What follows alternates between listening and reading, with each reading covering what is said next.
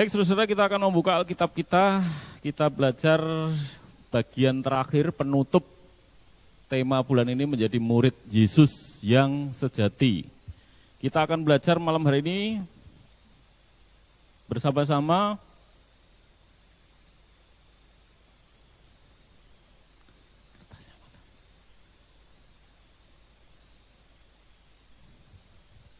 saudara-saudara ini maaf, di bawah tuh, tidak ada. Tolong ditayangkan Pak Pur. Ya, Matius 13. Matius 13 ayat 44. Kita baca bersama-sama.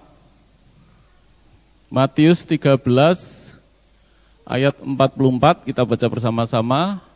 1, 2, 3.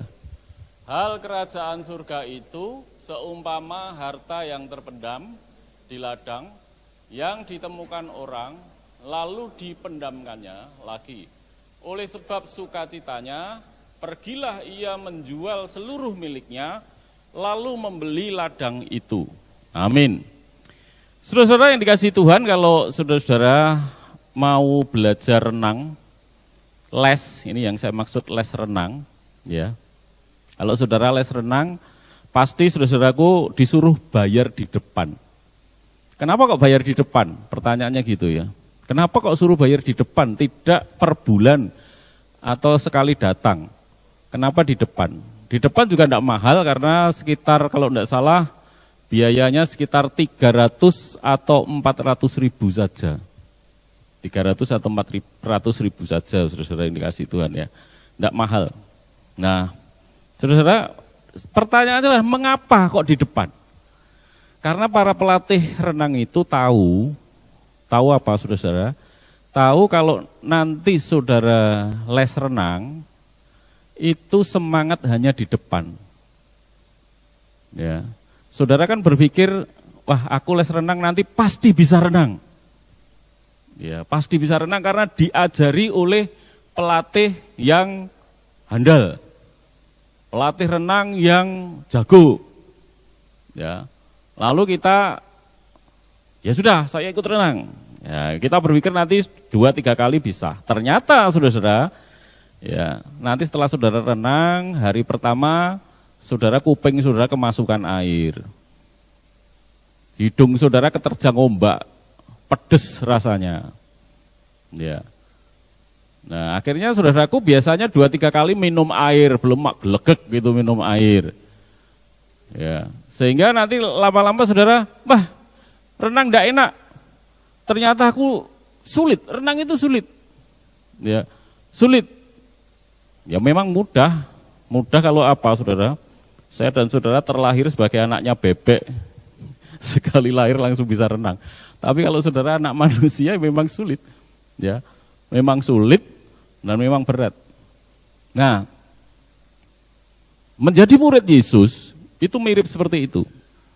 Kita belajar berbagai hal pada malam hari ini ya, berbagai hal pada malam hari ini tentang menjadi murid Yesus yang sejati itu mudah. Oh, berdoa, oke, kita sudah mulai. Baca Alkitab, oh sudah kita mulai. Melayani dengan setia, oh sudah kita mulai. Ya, sudah kita mulai. Tetapi pertanyaannya berapa lama? Berapa lama saudara-saudara bertahan? Ya, karena saudara-saudara tanpa ketekunan, ya, tanpa dedikasi, nah, tanpa dedikasi itu saudara-saudara kita akan gagal. Tanpa dedikasi kita akan gagal.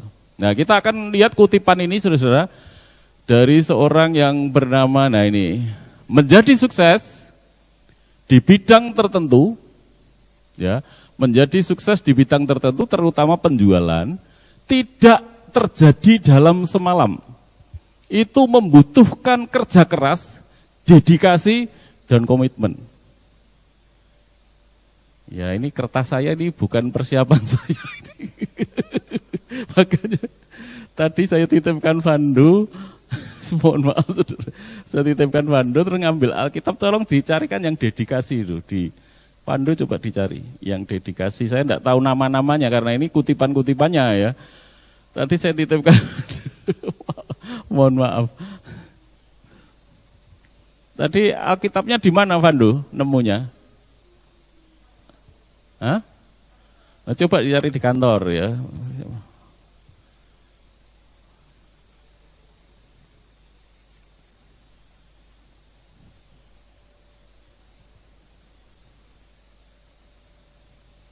Bukan.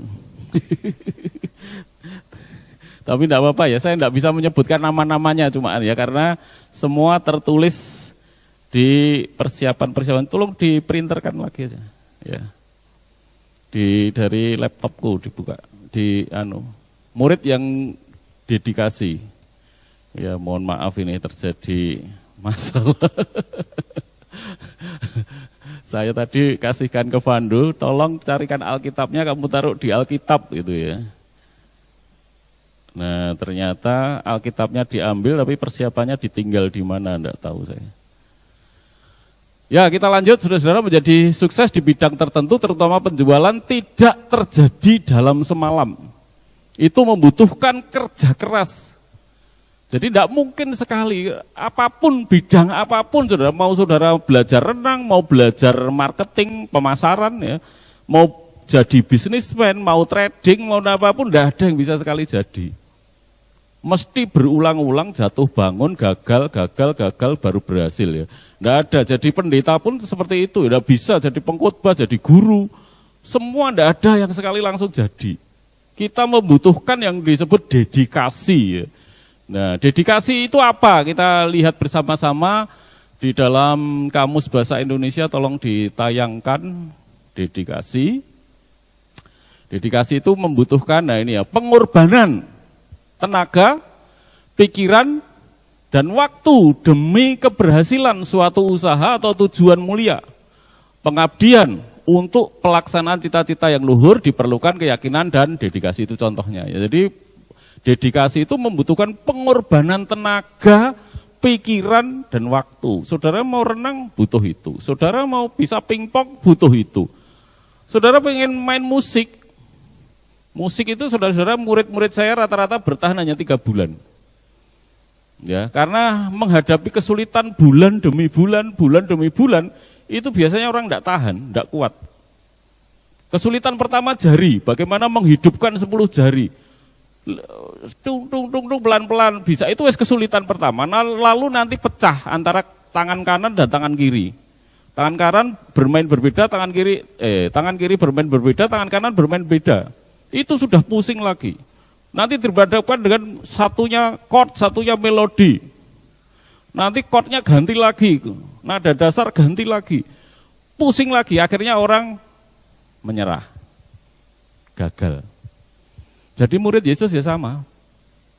Ternyata nanti kita mempertahankan kehidupan kita, doa kita, pembacaan Alkitab kita, pelayanan kita, itu tidak mudah. Ya. Pelayanan kita tidak mudah. Kita akhirnya stop karena kita merasa lelah. Ya. Merasa lelah. Nah, kita lanjutkan coba kutipan berikutnya, saudara-saudara, berikutnya Pak Pur ditayangkan. Silahkan. Nah, kita akan bersama-sama ini dari tulisannya Sproul ya. Doktrin ketekunan orang percaya tidak terletak pada kemampuan kita untuk memelihara walaupun kita sudah mengalami regenerasi, tetapi terletak pada janji Allah untuk memelihara kita. Paulus menulis kepada jemaat di Filipi. Nah, jadi akan hal ini aku yakin sepenuhnya, yaitu Ia yang memulai pekerjaan yang baik di antara kamu akan meneruskannya sampai pada akhirnya pada hari Kristus Yesus. Berdasarkan anugerah dan hanya berdasarkan anugerah bahwa orang Kristen terpelihara. Nah, jadi saudara-saudara, memang di dalam doktrin pilihan itu, Pak Tri, apakah kita harus bertekun? Ketekunan itu memang di dalam keyakinan Kristen, di dalam ajaran Alkitab, yang mengerjakan adalah Roh Kudus. Loh kalau gitu untuk apa kita tekun? Pertanyaannya kan gitu. Kalau itu memang dari Roh Kudus, untuk apa kita bertekun? Untuk apa kita berdedikasi kalau gitu?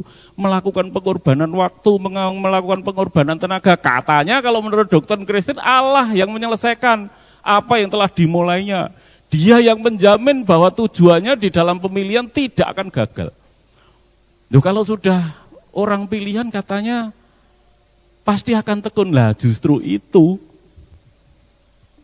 Pemilihan kita ini akan terkonfirmasi, akan betul-betul kita itu yakin bahwa kita ini umat pilihan kalau apa? Saya dan saudara berdedikasi.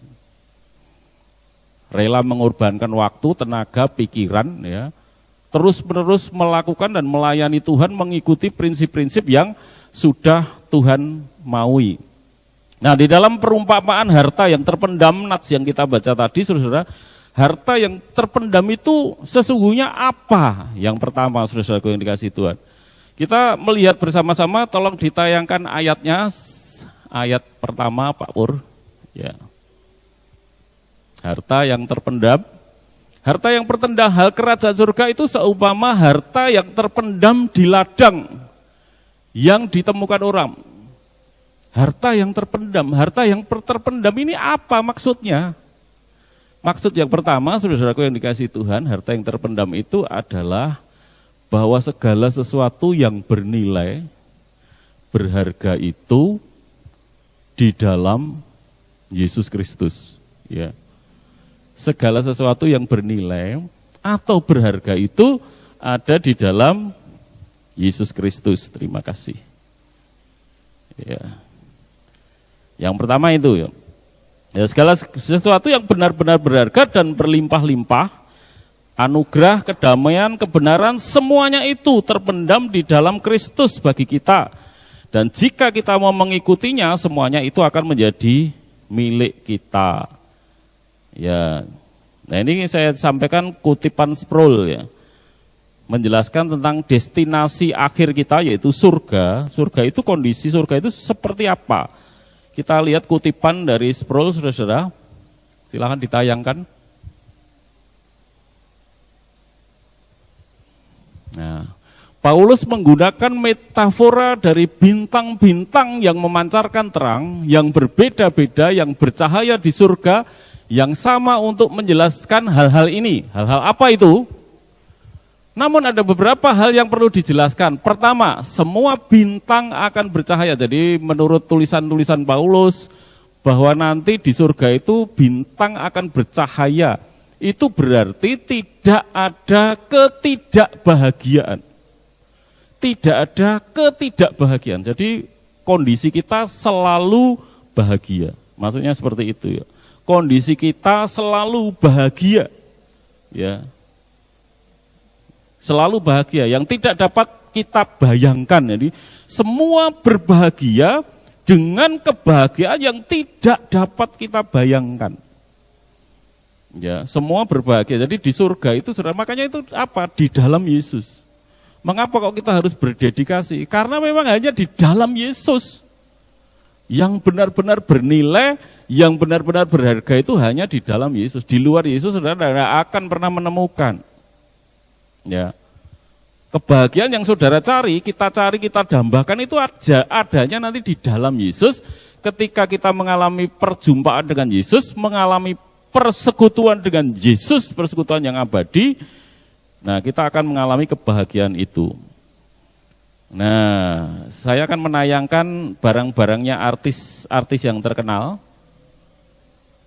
yang harganya tidak masuk akal, silahkan ditayangkan. Ini nafasnya Brad Pitt sama Angelina Jolie ya, waktu belum cerai itu. Brad Pitt dan napasnya Angelina Jolie itu dimasukkan, mereka berdua meniup napas, nyebul dari mulut, terus masukkan toples, ditutup, dijual, harganya 7 juta rupiah. Harganya napasnya Brad Pitt sama Angelina Jolie. Kalau saudara mau napas saya lebih murah, Karena ini pas tanggal tua ya tak obral, kalau saudara mau nak tak wadahi toples nanti. 2 toples juga boleh, 500.000. Ya. Lalu yang kedua ini, permen karetnya artis namanya Britney Spears. Ya. Britney Spears, permen itu sedang dikunyah itu sudah. Nah itu ada di giginya ya. Kalau saudara perhatikan dari dekat itu ada di gigi bawahnya sedang mengunyah permen karet. Permen karet yang dikunyah itu dilepas, disimpan dan sekarang dilelang harganya. Kalau saudara mau 13 juta. Permen karet yang baru saja dikunyah oleh Britney Spears ya. Kalau saudara mau handuk saya yang bekas kena COVID, saya jual murah 200.000. Ini barang-barang berharga yang sebetulnya menurut saya kalau saya dikasih suruh beli 100.000 enggak mau. Karena itu barang-barang menurut saya sama sekali tidak berguna dan tidak berharga. Ya, tidak berguna dan tidak berharga. Nah, surga saudara-saudaraku yang dikasihi Tuhan adalah segala sesuatu di sana sungguh-sungguh berharga. Ya, pertama apa? Karena harganya menjadi sangat berharga karena apa? Itu tadi saudara hanya permen karetnya Britney Spears, hanya napasnya, hembusan napasnya siapa tadi, Brad Pitt sama Angelina Jolie, napasnya tok. Itu orang-orang terkenal lah. Surga itu saudara lebih heboh, lebih berharga karena apa? Itu tempatnya Tuhan yang menciptakan alam semesta. Yang menciptakan alam semesta. Itu yang menyebabkan surga itu begitu mulia. Apalagi di Wahyu dideskripsikan ya, jalannya dari emas, dindingnya dari permata, permata ini, permata itu. Kalau tadi bayangkan saudara, yang dilelang tadi permen karet, napas, permen karet saudara, 13 juta. Saudara dapat bayangkan emas, dan emas permata itu dihubungkan dengan apa? Tuhan. Nah dari situ saudara-saudaraku gambarannya bahwa itu memberitahu kepada kita bahwa surga itu di dalam Yesus itu benar-benar ada sesuatu yang sangat berharga. Sangat berharga. Sangat bernilai, benar-benar berharga dan benar-benar bernilai. Dan itu hanya di dalam Yesus Kristus saja. Oleh karena itu saudara-saudara, kenapa kita harus berdedikasi? Jangan pernah menghentikan pelayanan saudara, jangan pernah menghentikan doa-doa saudara, jangan pernah menghentikan pengabdian saudara, karena saudara lelah, karena kondisi saudara berubah, ya. Suatu saat saudara bosan, saudara mengalami keletihan, jangan pernah berhenti. Dalam bidang lain silahkan berhenti. Saya tidak keberatan kehilangan musik murid-murid piano, berhenti tidak masalah. Karena memang untuk belajar main piano perlu ketekunan bertahun-tahun, tidak hanya 1-2 minggu, 1-2 bulan, tidak lebih dari itu. Apalagi surga. Surga melebihi bermain piano. Ya. Surga itu lebih bernilai daripada bermain piano, surga itu lebih bernilai daripada renang. Ya, hal-hal yang sebenarnya tidak begitu berharga di dunia. Lalu yang kedua, saudara-saudaraku, mengapa murid sejati itu harus berdedikasi? Yang kedua, di dalam ayat 44 dikatakan hal kerajaan surga itu seumpama harta yang terpendam di ladang. Harta yang dipendam di ladang ini maksudnya apa? Jadi ada beberapa makna yang disampaikan Tuhan Yesus. Yang pertama tadi harta yang terpendam itu adalah di dalam Yesus ada sesuatu yang berharga. Kenapa kok istilahnya terpendam? Karena terpendam itu belum terlihat sekarang. Saudara tidak akan melihat sekarang itu bernilai.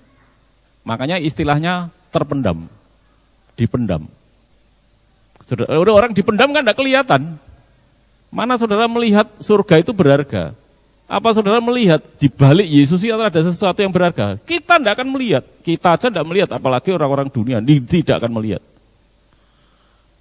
Lalu apalagi maksud dari harta yang terpendam itu? Harta yang terpendam adalah kalau saya dan saudara mulai menggali firman Tuhan, Ya, saya dan saudara mulai menggali firman Tuhan, saudara dan saya akan menemukan hal-hal yang sangat berharga. Benar-benar berharga. Ya, Matthew Henry berkata, saudara, harta yang berharga itu terpendam di dalam Alkitab. Harta itu terpendam dalam peraturan-peraturan Injil seperti air susu, ya, seperti sumsum dari tulang, mana dari dalam embun, air dalam sumur. Itu harus saudara gali, harus masuk, tulang itu harus saudara tutuk, dipatahkan, saudara baru menemukan sumsumnya. Ya. Lalu dilanjutkan, madu dari sarangnya. Harta itu terpendam bukan di dalam kebun yang dipagari atau di dalam mata air yang tertutup, melainkan di dalam ladang, ladang yang terbuka. Barang siapa yang mau, karena tidak dipagari, dalam perumpamaan itu, biarlah ia datang dan menyelidiki kitab suci, membaca Alkitab, biarlah ia menggali Alkitab, dan tambang berharga apapun yang ia temukan di dalamnya akan menjadi miliknya. Siapapun yang mau menggali akan menemukan harta yang terpendam itu. Nah, jadi murid yang berdedikasi itu dari nats ini, saudara, ada dua. Saudara tidak akan melepaskan dedikasi saudara, pengorbanan saudara, waktu, tenaga, apapun, yang penting saudara tetap bersama Yesus, tetap melayani Yesus, tetap menjadi alatnya Tuhan Yesus. Itu yang pertama. Yang kedua, saudara berdedikasi dalam apa? Menggali kitab suci. Pak Pendeta Roni, kalau saudara ingat ya, dan saya pernah menyampaikan sebelum Pendeta Roni sampaikan, bahwa sesungguhnya membaca renungan harian itu kurang penting. Kalau saudara dengar khotbahnya Pendeta Roni ya waktu itu, renungan harian, santapan rohani itu tidak penting. Lebih berguna, saya juga berkata seperti itu, saudara. Lebih berguna saudara baca Alkitab sendiri secara urut.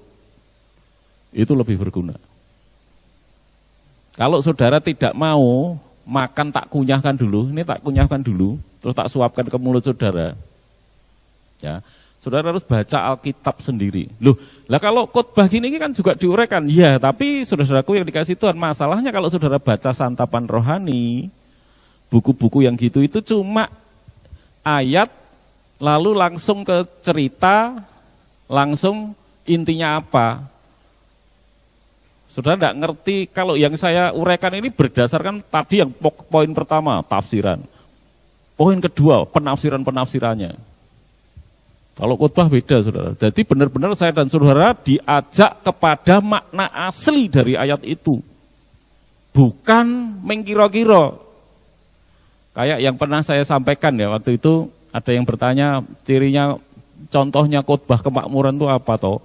Contohnya khotbah kemakmuran itu namanya giat, semangat, itu adalah kunci keberhasilan. Pertanyaannya, apakah benar orang semangat, orang giat berhasil? Banyak orang giat, orang semangat gagal. Karena memang bukan itu. Terus biasanya orang mengutip ayat ini, orang malas janganlah ia makan. Orang malas janganlah ia makan, ini benarkah untuk mendukung semangat kerja? Bukan. Pernah saya sampaikan juga itu ya. Jadi orang malas janganlah ia makan itu Paulus sedang menasihati pemimpin-pemimpin gereja waktu itu. Kowe iki ojo membebani jemaat. Ya, bekerjalah. Maksudnya konteksnya itu dalam rangka melayani Tuhan, belajarlah mencukupi dirimu sendiri. Kayak aku bekerja membuat kemah. Terus Paulus berkata, nek kamu malas jangan makan. Konteksnya itu bukan mengejar kekayaan loh saudara. Nek saudara baca di renungan harian, diambilkan ayat itu seolah-olah ayat itu mengatakan saudara harus semangat kerja supaya sukses, supaya kaya. Enggak, Paulus tidak ngomong gitu. Orang malas janganlah ia makan, orang kalas jangan makan, konteksnya bukan itu. Nah itu tidak akan saudara temui di dalam renungan harian, santapan rohani ataupun buku-buku apapun. Kalau di khotbah saudara pasti, karena kalau saya bikin khotbah mesti saya lihat pertama tafsirannya dulu. Tafsiran itu adalah maksud asli dari si penulis itu untuk apa kata-kata itu. Jadi bukan membaca lalu kita pikirkan kondisi sekarang, oh terlalu pendek. Ya, itu ada di dalam pikiran saudara. Penulisnya bukan begitu maksudnya, bisa jadi seperti itu. Ya karena itu kita harus lebih penting, saudara. Nah kenapa kalau membaca Alkitab sendiri lebih berguna? Karena kalau saudara membaca Alkitab sendiri, saudara langsung dipimpin Roh Kudus. Lebih berguna walaupun saudara tidak ngerti tafsirannya, tapi Roh Kudus yang akan menghidupkan. Kan saya pernah sampaikan saudara, firman Tuhan itu menjadi firman Tuhan kalau itu diurapi oleh Roh Kudus. Roh Kuduslah yang bisa menjadikan firman itu benar-benar firman Tuhan. Nah kalau saudara membaca Alkitab berdoa, Roh Kudus pimpin saya dan saudara baca Alkitab, itu lebih diberkati. Ya. Saya akan membacakan kutipan, saya itu akhiri dengan tulisan Billy Sunday. Billy Sunday ini siapa? Sudah terkenal sebenarnya, pemain bisbol profesional di Amerika Serikat yang bertobat dan akhirnya menjadi penginjil terkenal. Billy Sunday ini sering dikutipi sudah tulisan-tulisannya. Nah ini ditemukan di Alkitabnya. Ya, Alkitabnya menarik sekali, saya bacakan saudara. Saudara simak di tayangan ya. 29 tahun lalu bersama Roh Kudus sebagai penuntunku. Nah itu tadi ya saya katakan. Alkitab itu dibaca menjadi, kalau saudara baca sendiri, malah Roh Kudus yang menuntun. Ya, dikatakan 29 tahun lalu bersama Roh Kudus sebagai penuntunku, aku memasuki serambi kitab Kejadian. Nah, saya sarankan tadi baca urut ya. Menyusuri lorong galeri seni perjanjian lama, tempat gambar Nuh, Abraham, Musa, Yusuf, Ishak, Yakub, dan Daniel terpasang di dinding. Aku masuk ke ruang musik Mazmur, tempat Roh Kudus mengalunkan keyboard alam sampai setiap bulu dan pipa di dalam organ besar Allah itu seakan-akan berpadu dengan suara kecapi Daud menyanyi merdu ya, dan Israel. Aku masuk ke ruang pengkhotbah, ini kitab pengkhotbah maksudnya, tampak suara sang pengkhotbah terdengar, dan ke dalam rumah kaca bunga mawar saron dan bunga bakung dari lembah. Di situ aroma yang wangi memenuhi dan mengharumkan kehidupanku. Aku memasuki kantor bisnis Amsal, nah ini kitab Amsal, dan terus ke dalam observatori para nabi, tempat aku melihat teleskop berbagai ukuran, meneropong peristiwa-peristiwa yang jauh ke depan, berpusat pada bintang fajar yang cerah, yaitu Yesus ya, yang akan muncul di atas perbukitan Yudea dengan bermandikan cahaya bulan. Demikian menyelamatkan dan menebus kita. Aku memasuki balairung raja di atas segala raja dan menangkap sebuah penglihatan yang ditulis oleh Matius, Markus, Lukas, Yohanes. Setelah itu aku memasuki ruang surat menyurat bersama Paulus, Petrus, Yakobus, dan Yohanes yang menulis surat-surat mereka. Aku melangkah masuk ke dalam ruang tahta wahyu, ini kitab Wahyu. Penyataan Allah dengan puncak-puncak gemerlapnya yang menjulang tinggi. Di situ bersemayam raja, di atas segala raja, di tahta kemuliaannya dengan kesembuhan bangsa-bangsa di tangannya. Aku pun berseru dengan nyaring, pujilah Yesus yang mulia, berkuasa namanya, sujudlah hai malak surga, mahkotailah sang rajamu. Ini pengalaman orang yang menyusuri Alkitab. Pertama, buktinya dulu. Buktinya adalah apa? Pemain bisbol profesional berubah menjadi penginjil. Karena apa? Dia menyusuri Alkitab. Masuk mulai kitab Kejadian, ada perubahan. Setiap kita benar-benar membaca Alkitab, saudara, secara sendiri. Jangan khotbah-khotbah yang di YouTube dan lain-lain yang sering di WA itu jangan saudara jadikan renungan saudara. Renungan saudara itu baca dari Alkitab. Jangan dari pengkhotbah-pengkhotbah. Saat teduh saudara dengarkan firman Tuhan, baca firman Tuhan. Nah, kapan saudara menyaksikan video-video rohani itu? Yaitu bisa saudara selingan sambil makan, enggak apa-apa. Ya. Karena itu sudah hasil pergumulan orang, ya. Bukan Roh Kudus memakai tulisan-tulisan Alkitab itu, saudara-saudaraku, ketika saudara membuka, saya selalu katakan, penulisnya adalah sesungguhnya Roh Kudus, orang-orang yang diurapi itu dipakai Tuhan, tapi ide-idenya dari Roh Kudus. Makanya ketika saudara mulai membuka, Roh Kudus pun mulai menangkap saudara.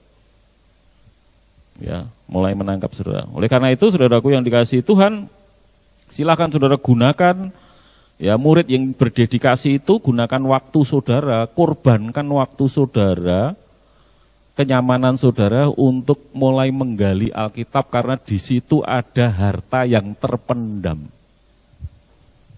Ya, jadi harta terpendam itu ada dua ya, di dalam Yesus. Saudara tidak akan menemukan kalau saudara belum memasuki persekutuan dengan Yesus. Lalu yang kedua, harta yang terpendam itu ketika saudara mau menggali Alkitab. Jangan menggali WhatsApp, jangan menggali YouTube. Ya. Apalagi khotbah-khotbah yang nanti hanya nasihat-nasihat motivasi, yes. Tidak akan membangun iman saudara. Kemarin diskusi di radio kemarin ada undangan 2 minggu sekali loh saudara. Nanti kalau saudara diundang, Pak Dudi kirim link bersama Pendeta Sundoro. Ya, itu kemarin ada yang ikut, pesertanya ada dari Bali. Kemarin dari mana saja ya Bu ya, lupa aku, dari Bali, Tulungagung, dari mana lagi. Nah itu terjadi diskusi ketika saya mengkritisi, waktu itu pembicara berkata, hati-hati saudara-saudara dengan teologi kemakmuran, jangan terlalu menolak. Lalu saya katakan, Pak, kalau yang salah kita tidak mau katakan salah, intinya seperti itu. Kalau yang salah kita tidak katakan salah, itu berarti kita menjadi, kebenaran itu dibuat relatif, tergantung. Siapa yang bicara, tergantung kondisinya. Nah kalau sudah semuanya relatif, tidak ada yang absolut, yang mutlak, kebenaran mutlak, maka itu sangat berbahaya. Nah lalu ada seorang pendengar radio yang kirim WA, dibacakan Pak Dudi bagian terakhir ya. Setuju saudara. Saya pertama menganut teologi kemakmuran. Ya. Dan memang tidak seindah itu, intinya seperti itu, saya lupa persisnya. Tidak seindah itu, tidak semudah itu untuk sukses. Ya memang bukan untuk itu kok. Suksesnya ke orang Kristen itu ketika saudara dan saya mengabdi kepada Allah. Itu baru sukses. Carilah dulu kerajaan Allah dan kebenarannya, semuanya yang kita butuhkan baru ditambah. Baru ditambahkan.